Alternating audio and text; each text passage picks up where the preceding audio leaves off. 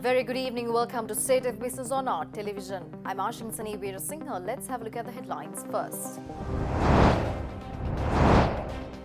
Sri Lanka still has the opportunity to reverse the World Bank categorization of Sri Lanka's income status from upper middle to lower middle income, Central Bank Governor Professor W.D. Lakshman says.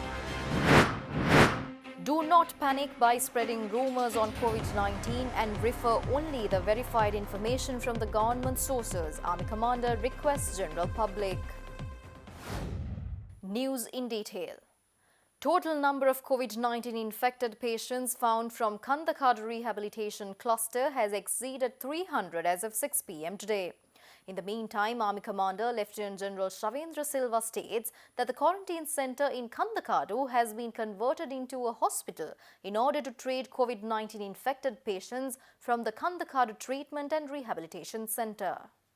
Another 283 positive cases of COVID-19 were detected from the Treatment and Rehabilitation Centre in Kandakadu as of 6 p.m. today. Accordingly, a total of 339 novel coronavirus patients, including the 57 virus-positive cases identified yesterday, have been confirmed from this rehabilitation centre as of today evening.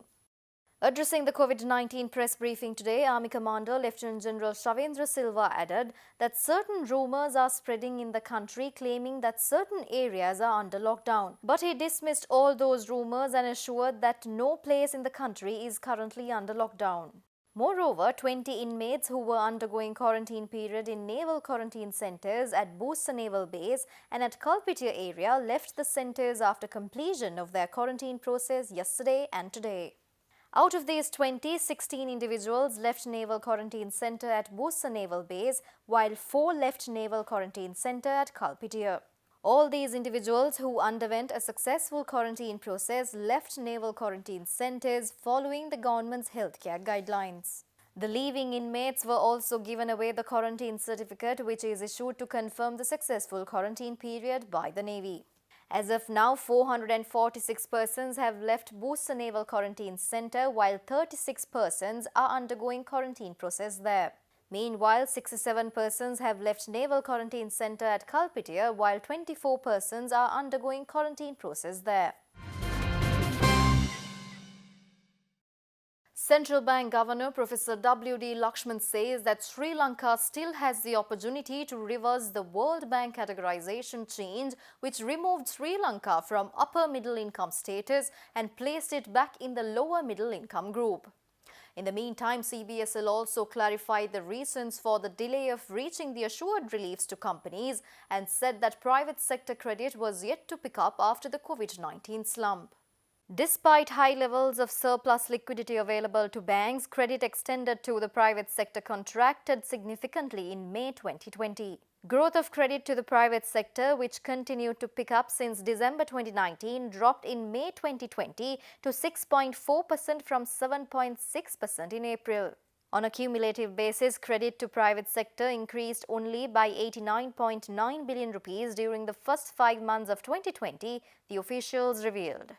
Central bank officials and other experts have predicted that Sri Lanka will slip into an unavoidable recession in the second quarter due to the curfew causing a suspension of most economic activity. However, the central bank remains optimistic that Sri Lanka can reach the 1.5% growth target set out in its annual report, but acknowledged that given the uncertain global situation created by COVID-19, growth projections could be revised if necessary. Professor Lakshman emphasized that in order to have sustainable growth, country must focus on reforms and that monetary policy-based relief was at best a medium-term support system. He also noted that if these were achieved, the recent World Bank categorization change, which removed Sri Lanka from upper middle income status and placed it back in the lower middle income group, could be reversed. He also stressed that such labels were of symbolic value and did not always reflect ground realities. Senior Deputy Governor of CBSL, Dr. Nandalal Veerasinghe, explaining the reasons as to why relief may be taking time to filter to companies, noted that private sector credit was yet to pick up after the COVID-19 slump and volumes of small and medium enterprises were small in comparison to other segments of the economy. He also said that banks were conscious of recouping their costs and were therefore making careful evaluations. The Industrial Development Board, together with People's Bank, has initiated a program to develop 5,000 micro, small and medium enterprises in the country with technical and managerial support together with proper financial facilities. The event was graced by the presence of Minister of Small and Medium Business and Enterprise Development, Industries and Supply Chain Management, Vimal Veeravansa, Secretary of Ministry of Industries and Supply Chain Management, M.A. Ranjit, Chairman of IDB, Upasena Disanayaka, Chairman of People's Bank, Sujeeva Rajapaksa, and many other distinguished subject experts. Based on the agreement, People's Bank and the IDB have decided to empower around 5,000 MSMEs with technical and managerial support together with proper financial facilities to ensure sustainability of their businesses. The main objective of the project is to develop the industries with greater potential for export, import substitution, domestic value addition and employment generation. The project is to be financed by the customized credit facilities offered by People's Bank, and MSMEs recognized and strengthened managerially, technologically and via market accessibility by the IDB are directed to the bank for financial support. The respective loan amount will be decided based on the requirement and the financial feasibility and viability of the project. The loans are to be considered subject to the conditions which are stipulated in the relevant SME loan products. Following up and review of the loans and the scaling of the businesses will be carried out by the People's Bank in collaboration with IDB. Stay tuned for more news after this short break.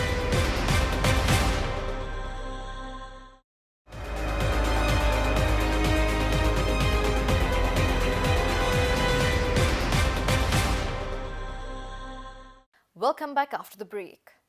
Joint Cabinet spokesperson Minister Dr. Ramesh Patrana states that the government's decision to restrict importing non-essential goods is favourable for the country since country's export earnings has surpassed the import revenue in June this year.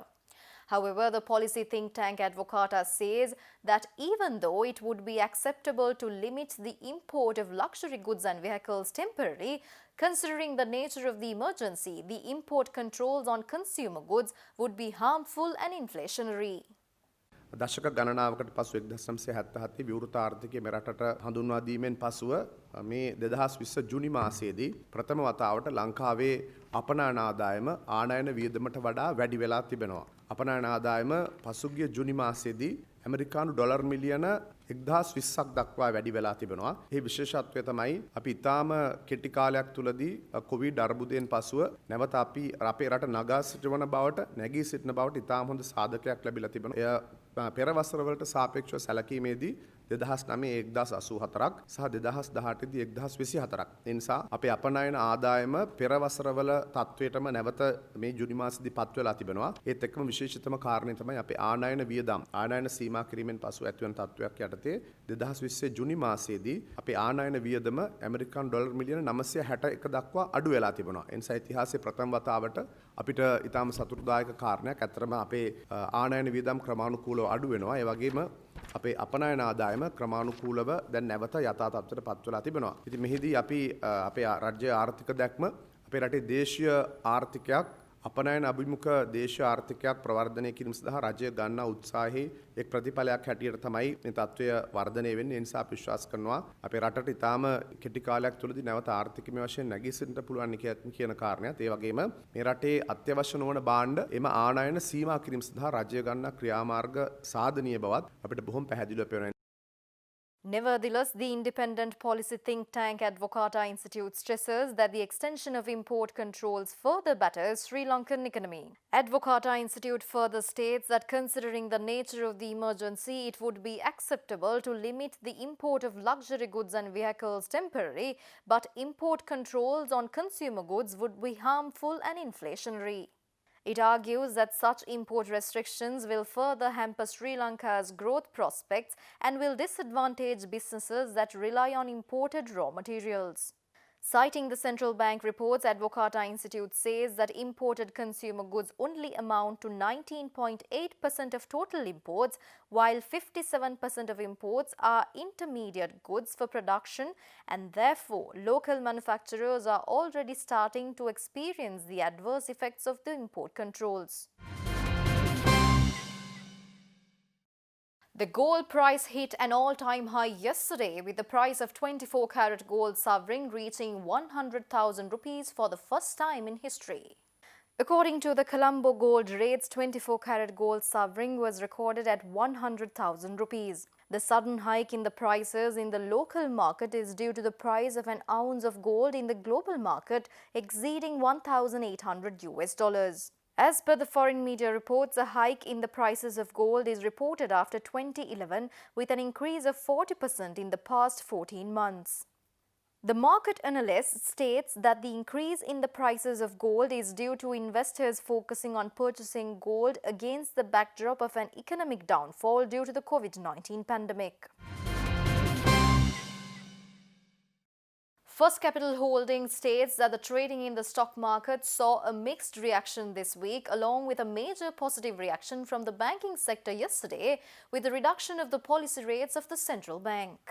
So this week we saw the market in sort of mixed reaction, where on some days we saw the market being up and on some days the market declining. This is mainly because of the wait and see approach of some of the investors in the wait for the monetary policy announcement. In the monetary policy announcement that was announced this week, we saw the policy rates being brought down by 100 basis points, one of the largest policy rate declines that we've seen. And the deposit rate was brought down to 4.5%, while the standing lending rate was brought down to around 5.5%.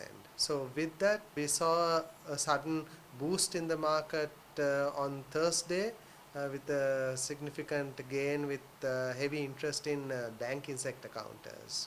However, after that on Friday again we saw a sudden dip in the market with the spread fears on the spread of the coronavirus, sudden escalation that we've seen during Friday. So there was a sudden market reaction where the market saw a sizable drop in the market. So overall, if you see during the week, we saw the market sort of stagnating in between 5,000 and 5,200, and buying interest also mixed. Speaking further, research head of First Capital Holdings, Dimantha Matthew, cautioned the investors that there will be some selling pressure with the sudden escalation of the coronavirus cases in the country. Looking at the upcoming week, with the coronavirus spread that we've seen on Friday, we feel that there could be a negative impact with that on the upcoming week, and we feel that there could be a bit of a selling pressure. However, it may depend on how severe the spread of the virus is going to be, and depending on that, there could be a bit of selling pressure in the market among the local investors as well. However, on the foreign front, we expect the selling pressure to continue. So overall, local and foreign front, we are likely to see more selling coming in. So with that, we may see the market dipping below the psychological 5,000 ASPI mark. So with that, we may see selling pressure coming across the board, especially some of the mid-cap and construction sector counters that we've recently seen an uptrend in. So with that, we advise investors to be a bit cautious in the upcoming days, and obviously it may be a good time to look at bargain hunting, where some of the banking counters may come down significant levels, and there could be an opportunity for buying interest. We'll be back with stock updates after this short break.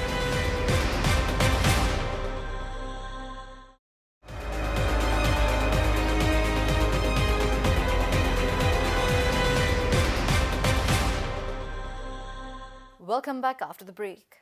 Trading at Colombo Stock Exchange ended on a negative note today. The all-share price index dropped 97.79 points to close at 4,992.62, and the S&P SL20 dropped 65.47 points to close at 2,140.19. The turnover was 2.5 billion rupees and over 75 million shares were traded. Up next are forex rates.